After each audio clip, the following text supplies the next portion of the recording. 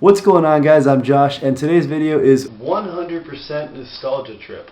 I got my hands on my first ever video camera, the camera that I started making YouTube videos with back when I was 10 years old in 2006. Now, before I start talking about the camera's strengths and weaknesses and show you the half skate, half street photography film that I made with it yesterday, I want to bask in the nostalgic glory of my awkward youth and my prepubescent phase when I started using this camera.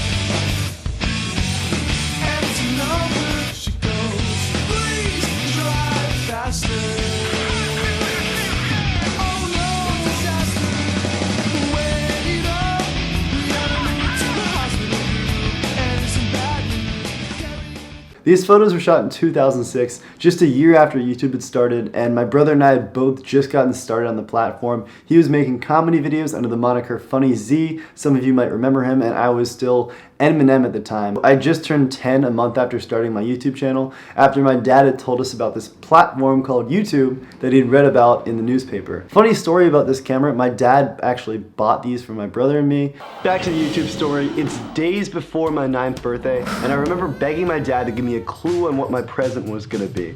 To which he responded something like, I think he said something like, yeah, then I said something like, this is gonna change your life. It was my very own video camera, an Aiptek with half a gig of storage. Then he brought me over to the computer and showed me what will become the next 10 years of my life. YouTube. And if you want to learn more about my YouTube story, I actually made an incredible animation with two incredible animators when my YouTube channel turned 10 years old. So link to that right over here. They are the best. They're so good. The video is great. Also, how incredible is it that I went to a YouTube convention in 2006 with my YouTube username markered onto a shirt? Sexy Phil was there. I also remember one of the other major guys that was coming had 2,500 subscribers, which was a really, really big deal at the time. Meanwhile, 2019, I'm just swimming in subscribers. No, but back then I probably had a couple hundred at best. There just wasn't a huge community on YouTube yet. It was very tight-knit. Everyone was friends. The skate community was incredible. I met so many great people from it. Anyway, I was able to get this camera for a mere $20 on eBay, and it performs great still. Now, before I show you the skate edit, I do want to talk briefly about the camera specs, because it's an interesting camera. We're going to do this. We're going to take off the protective screen.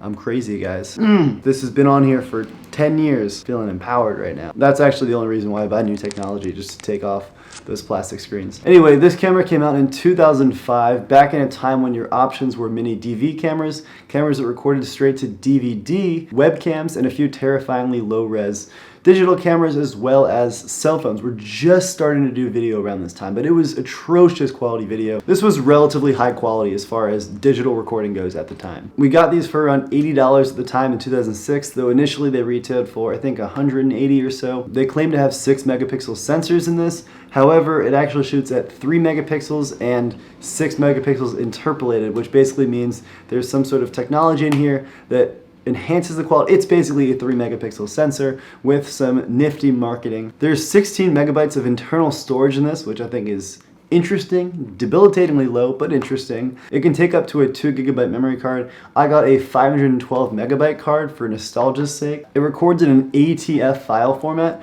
which is a Microsoft-oriented file, easy to convert online. And on CNET's product review page, under the general features, its only feature listed is auto power off. Maybe innovative in 2005, I'm not sure. Anyway, with all that being said, now you can fully appreciate the hard work I put into filmmaking in 2006.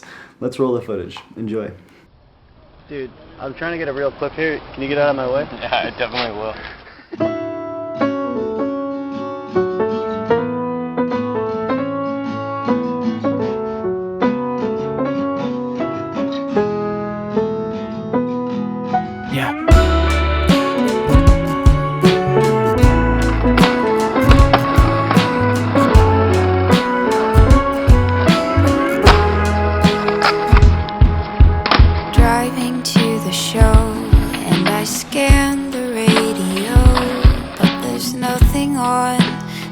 Me feel like dancing.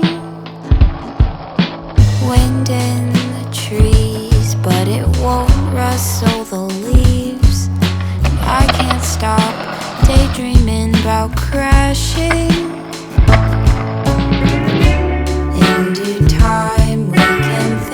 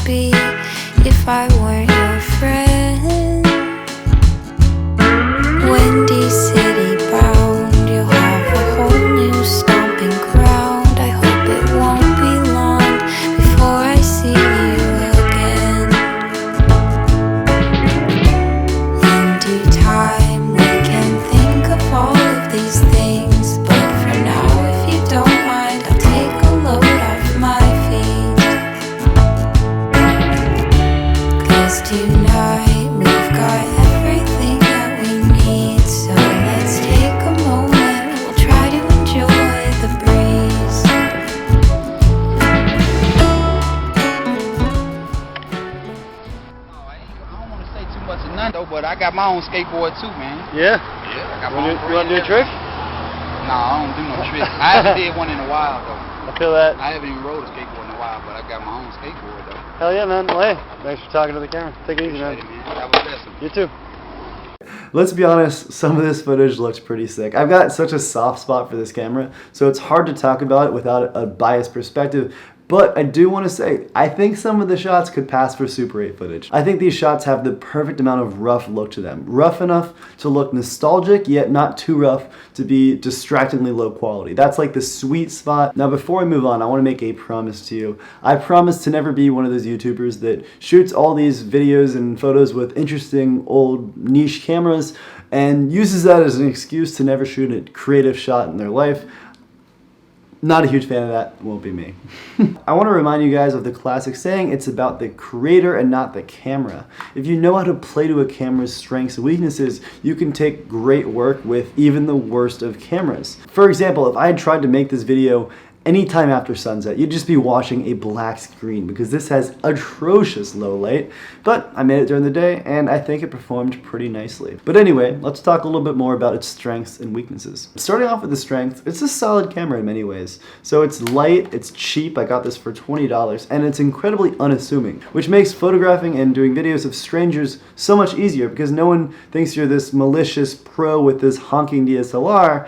You're just a guy with a cute little camera, so you can get away with a lot more, which is awesome. It's easy to throw in your pocket. It has just enough video shake to make it look endearing, but not too distracting. And same goes for the resolution. It has a pretty wide f3 lens, which is relatively versatile. The colors are interesting. Some might say murky. The reds and yellows are a little bit off. It's a strange look, but with a little bit of color correction, you can fix them up a bit. But what's the point? You gotta just embrace the camera for all of its flaws when you're using something like this. And interestingly enough, the photos actually have a pretty good look to them. And best of all, you can leave the date on, which is the best feature ever. Nothing says early 2000s like having the date on your photo. Quick side note I forgot to mention, how incredible is it that this camera has an MP3 player feature? And now let's talk about weaknesses, besides, you know, this camera's entire existence. So the zoom is comically choppy. It's like an eek sort of situation, and of course it is digital and not optical, but come on, this is 2006 we're talking about here. The audio, weirdly enough, was about a quarter of a second out of sync for every clip. Very consistently that out of sync, so it's probably just a defect in this particular camera, but a very easy fix, of course, in post. The audio is super raw and really sharp at times, very poorly balanced. The audio exposure is really slow. It glitched out on me a couple of times, which was interesting. I kind of like the glitch look in the footage, but it's definitely there. And lastly, call it a strength or a weakness, but there are very few manual settings in this camera. Just about everything is automatic. There are a couple of white balance settings you can choose from. Now, all in all, what am I doing talking smack on a camera from 2006? At the end of the day, if a camera can record and capture faces clear enough for you to identify them and is fun to use, then it's doing its job as a camera. And it's also not a professional level camera, of course. It's super cheap, and it's definitely half toy, half camera. I mean, it's a fun little wonky guy that, as far as 2006 standards, was top tier for what it was meant to do. And it's still incredibly fun to use. So all in all, I give this camera a big thumbs up, and I give the year 2006 a great thumbs up, except for my Justin Bieber knockoff haircut. Anyway, I hope you guys enjoyed this video. Let me know if I should turn it into a series. I could do my next camera down that line, which was the flip camera. I absolutely love the flip camera. Or I could use my first cell phone camera, which is a Nokia flip phone with I believe a 2 megapixel camera, which was great compared to the 1 megapixel camera a lot of phone cameras had at the time. Lastly, props to Dennis from Chum Media for helping me film this video. If you saw me in the clips, then that was him filming. And props to Baseball Greg for the perfectly fitting nostalgic music. Links to both of their work in the description down below. Anyway, thank you guys so much for watching. Subscribe for more videos, and I will see you eventually.